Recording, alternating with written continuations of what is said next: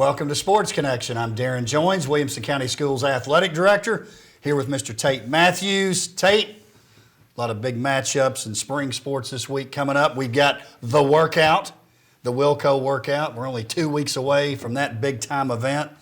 And then some pretty exciting happenings with track and field for some teams and some individuals. Oh, my gosh. We got a lot to talk about today.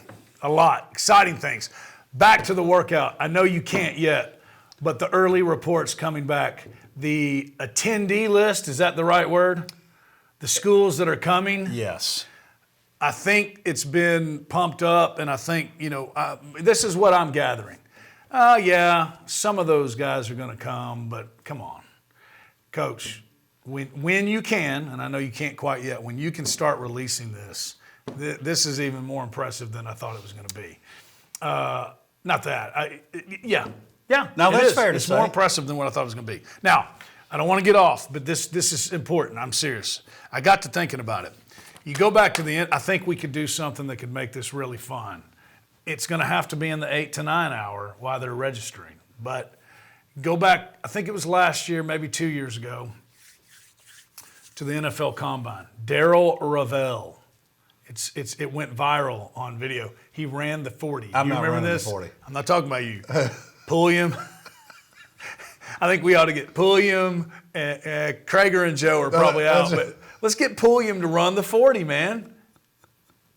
I mean, hey, we get all I've heard for 10 years is about how Dr. Qualls was the single A runner up. I want him to come out and do the broad jump.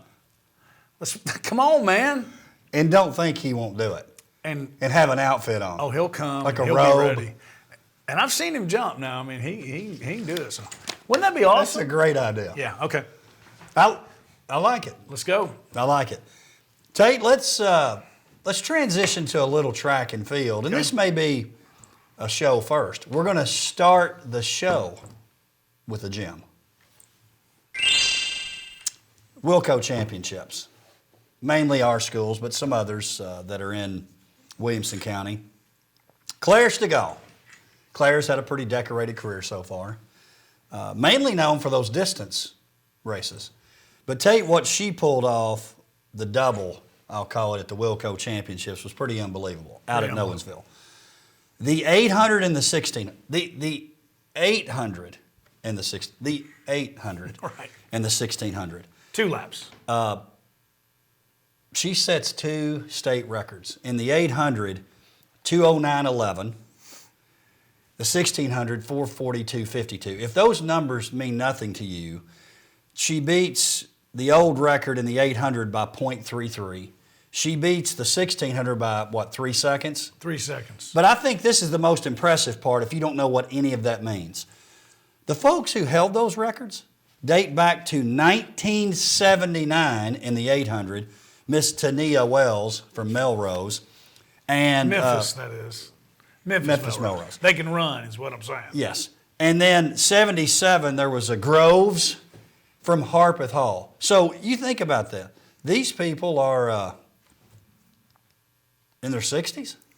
In their 60s. That means they're grandmothers. Well, depending on how early people started having kids. They might be great-grandmothers. Point is, they're older.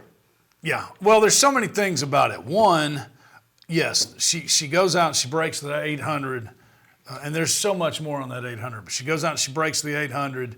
A record has been there since 1979. She breaks the 1600. A record has been there since 1977. She's a sophomore. She's not a senior. She's a sophomore. She already owns the record in the 3200. You were talking about the 800. She goes out, and the 800 is basically a sprint. It really, when I first saw that, I knew it wasn't, okay, but I really did. My first thought was, that's a misprint. She won the 1600 and the 3200. And then I went on and read it more. No, she ran the 800. It's only the second time she's ran it in a rate, in an official competition. She beats the defending state champion, Gabrielle Boulay of Centennial, the defending state champion, right, who we saw win that last year, and that wasn't a real close race. No, it wasn't either. close. and she breaks the record. And I got to thinking, she basically sprints the mile. So there's no reason to be surprised that she can win a sprint race with the 800. Think about that, man. That's really hard to believe. We shouldn't be surprised, but it's so surprising. It's so surprising. Because it doesn't even seem humanly possible. Yeah. Before it's over, when you're talking about track, and this is saying a lot now coming from this district, but in track and field and cross, she may end up being the most decorated that we've had. I think she's going to be. I've never even heard of such. Well, I mean, she's got 3 state records right now. She's probably going to break her own records again. She anchored the 4x4. They won that. Now them and Brentwood have split. Hey, there's a good chance we're going to, who knows what Coach Manderfield's game plan is or strategy is going into the state track meet. But if she runs, which means the other 3 got to be really good, but if she runs that 4x400, there's a good chance we're going to go 1-2, Brentwood, Nolensville, or Nolensville, Brentwood in the 4x400 relay, man. It's impressive. Hey, and we can add a little Mathews morsel to this. Tell our audience about the state record and TSSAA event. Oh, yeah. That was pretty good. I liked when you did a little research yourself. Did my research on it. So there are Tennessee high school records, and then there are TSSAA records. So you can run, obviously you have to be in high school, but you can run in a non-sanctioned TSSAA event and break the record. Well, but that's just the Tennessee high school record. It has to be a TSSAA sanctioned, acknowledged, recognized event for it to be the TSSAA record. The Wilco Championships is a TSSAA recognized event, TSSAA records. Sophomore. I don't know. I forgot to ask this. I'm sure she is, but it's April. I'm assuming she's 16, but I bet she's not by much. Well, she wasn't even driving a car. Well, listen, if she can't drive to school, she can run. Hey, man, this is something. We're talking Gatorade Runner of the Year. Like, right now in football, the big ones, the big offers are the Alabamas, the Georgias, the Clemsons, the Ohio States, right? Basketball, I'm assuming it's still Kentucky, Carolina, Duke, right? Kansas. Yeah. The Stanfords, the Oregons. That's who's going to be coming after her. I think you're right. So let's talk about the team results. So Brentwood wins the girls. Centennial 3rd, Ravenwood 4th, Nolensville 5th. We had several others compete as well. I think it was 12 total teams. On the boys' side, now this is great for them. Ravenwood finishes 1st, Brentwood 3rd, Nolensville 4th, Page 5th. But not quite so fast, my friend.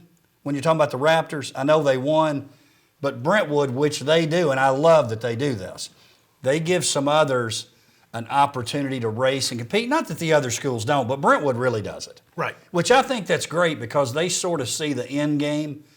In other words, if they throw out their best team, which they did at the Hartman Relays, they dominated, they probably win. Correct. But nothing against what Ravenwood did. That's really more of a compliment to Brentwood. Yes. That they were able to do that. Now, as you look through here, Tate, some individual results for boys and girls that maybe stand out. You've got, obviously, Stegall winning the 800 and the 1600. You see some names that we're familiar with. Daisy Oatsvall, once again, stepping up on the high jump. Brentwood wins the 4x2. You got Nolensville, Centennial also winning some relays. And then on the boys' side, how about what Sterling Weldon did? He's a young man we keep talking about. And I think this is a pretty unique triple, so to speak. The 200. Yes. The long jump and the triple jump. That's 3 pretty unique. I guess the triple jump and the long jump, but to throw the 200 in? Right. That's different. Oh, heck yeah. And it also, what does that scream to you? It screams fast twitch muscles to me. It does. That's explosion, right? So, yeah, you see some long jump, triple jump guys together, but then you throw in the 200. He's a heck of a sprinter. You can put him on the relays. And he did this last year, too. So, He's having another great year. That's a great triple right there for sure. And then the high jump, we're pretty dang good in the high jump right now between Daisy Oswald of Brentwood and Donovan Starr of Ravenwood. A sophomore. The Woods. See, there's two of them now when we say that. The Woods has got the high jump taken care of, for sure. Discus and shot put, once again, Mason Green of Ravenwood, who's doing a great job there. And then Ravenwood, Brentwood, they sweep the relays, which are no surprise. Hey, I want to also give a shout out the Doug Hall relays. We had a couple teams running that. The Ravenwood girls finished 5th, Indy 10th in that particular event, so shout out to them. Now, let's transition to a little softball. This was awesome. I just, again, another Nolensville athlete. You got Stegall. I'm telling you, Nolens. We can't even say we coming. They've already there. They're here. Hey, real quick though, and then don't even acknowledge it, but talk about we coming. Talk about growth, man. Centennial 3rd place in the girls track. Man, that's the highest they've placed in a long time. They coming. All right, I like how you use that in the sentence. You said, talk about we coming, and you just float. I like it. Well, Dion has made that that's. If you don't know what that is, you're not paying attention. I'm pulling for Dion. Love Dion. He benched his son, the starting quarterback, in the conference championship game for being late to a meeting. I don't care who you are. Nobody does that. And I'm not judging. Dion did. I'm not judging Dion, but I know how I was as a coach and a parent, and you're probably like this too. The things that aggravate you the most as a parent or a coach are the things you probably did. And so I see some things. He's like, don't be late and don't wear the hat and wrong socks. I got a feeling he was pretty individualistic when he was a player. Prime time, but I like what he's doing. I think he's good for. I'm not sure what he's doing on the recruiting trail. I don't know. But all the other stuff, I think he's really good for college athletics. We got to head down there. God, it'd be so fun. Maybe we can do a remote. Kind of like from the Sevier Golf Club? A WCT remote with the mountains in the background. Maybe. I'd love it. Be great. Let me know when. So, softball. Again, this is almost like video. I don't know if they have a softball video game, but if they do, Ryland Smith should be a part of it. She pitches a 3-0 no-hitter against Summit, 13 strikeouts in 7 innings. J.C. Bilbrey with a couple of runs batted in for Nolensville in that game. That's kind of the powers right in the county right now. Not only in the same league, but Nolensville Summit. It's her 2nd consecutive no-hitter against Summit, who, that's not chopped liver here. Yeah, Summit's got a good program. They're state tournament caliber team. Moves them to 4-0 in league play, 20-7 on the year. But this even adds to it.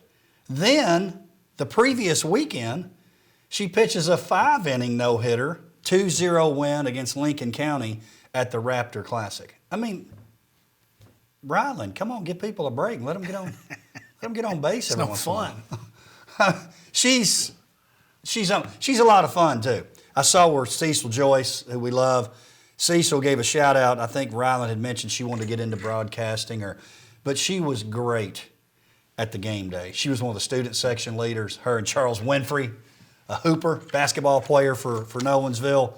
They had a little juice. Remember we sent it up to her in the crowd? She was great. She's easy to root for. Yes. Well, and then she had another one. She had another duel with Marina Mason of Brentwood. Right, that we mentioned last week. I think that was a 2-0 one. So here's the thing. Summit's really good.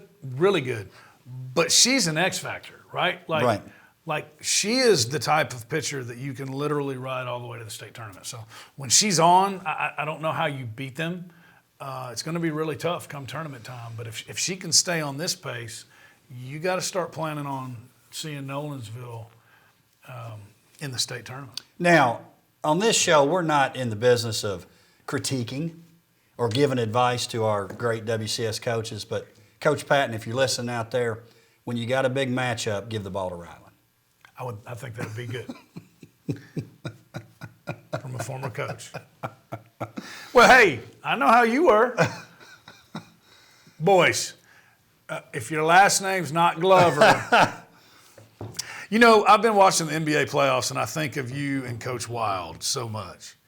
I really do. I'm watching it the other night, and my mind is just, it's just unbelievable because these people are making so much money, but bad shooters are shooting. Yeah. I mean, and I'm sitting there thinking to Coach Wild, hey guys, if you're open, there's a reason why you're open.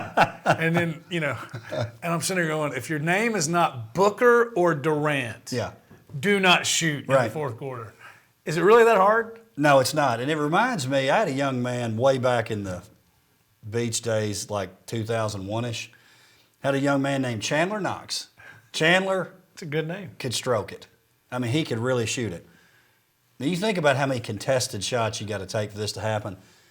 His senior year, he had 4 4-point plays, which means he hit a 3 and got fouled because he shot some with people hanging on his arms. So, we weren't totally great team then, but I had to let the rest of the team know, which hurt some feelings.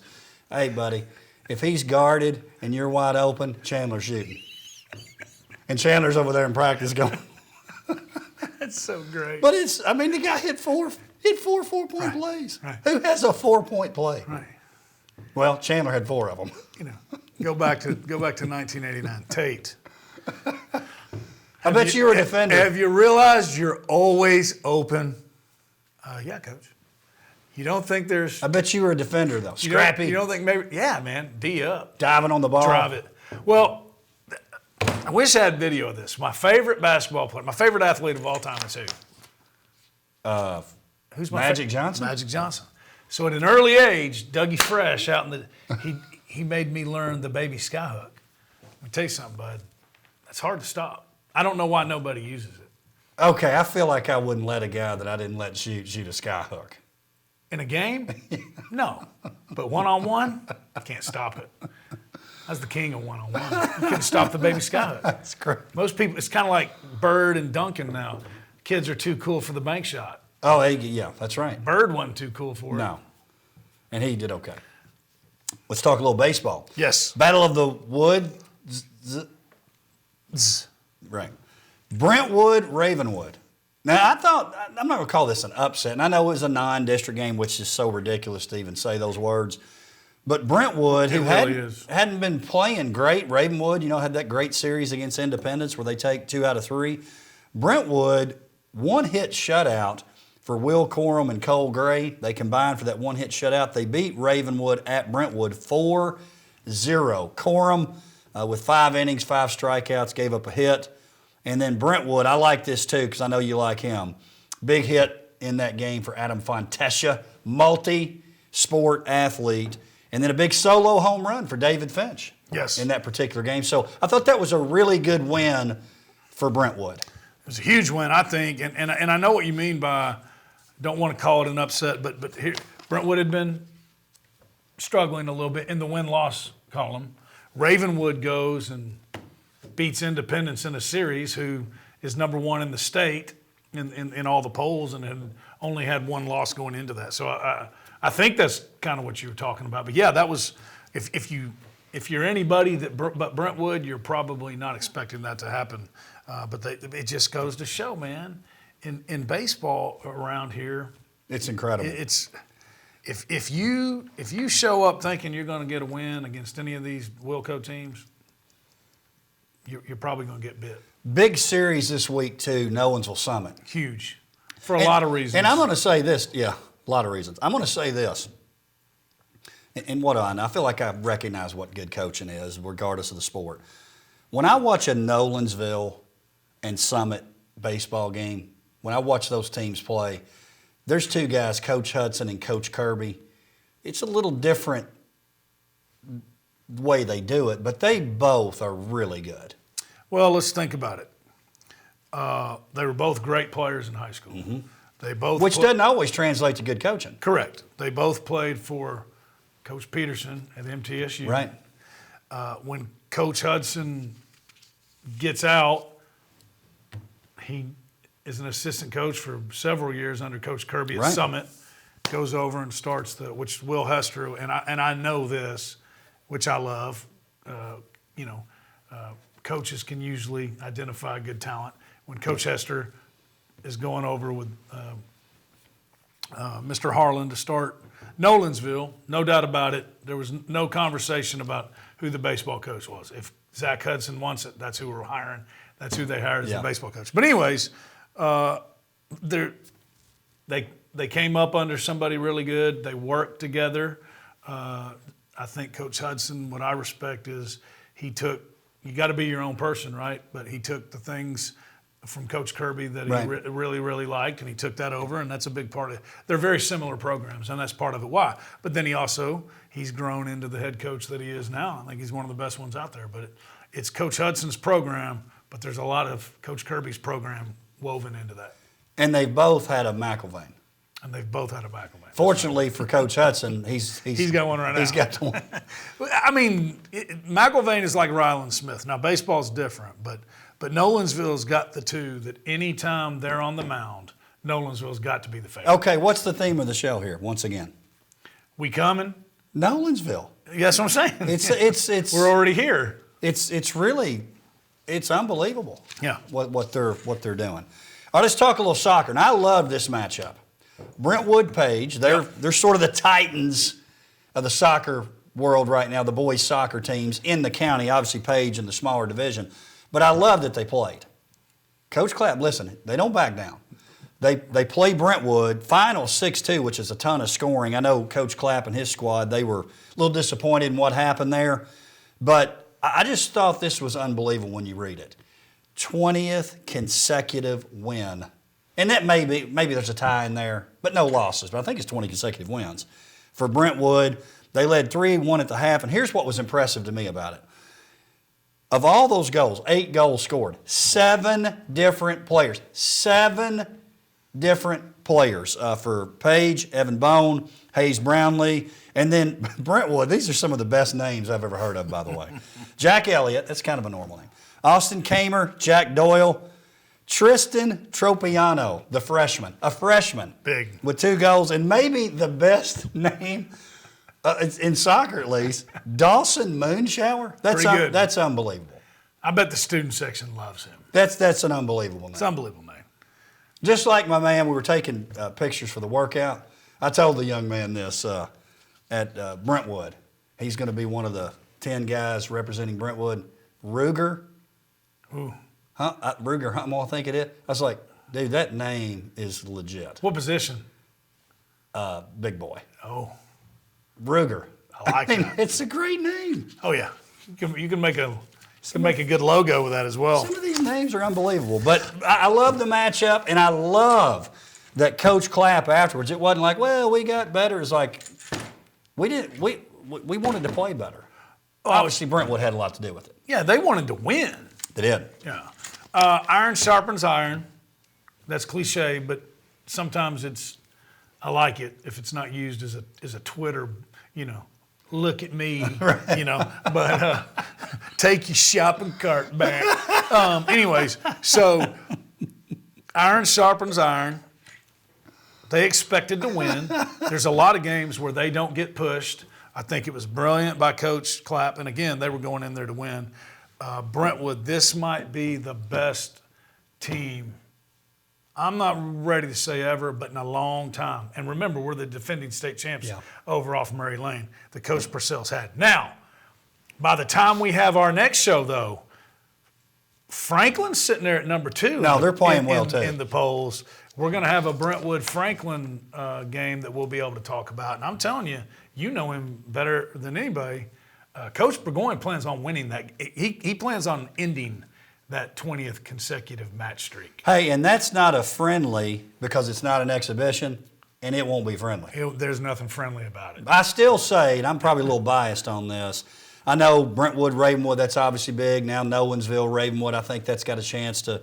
And then you got Franklin Centennial. I'm telling you, probably because I'm older too, I still think that Brentwood-Franklin thing is a thing. It's a thing. Especially in soccer. It is.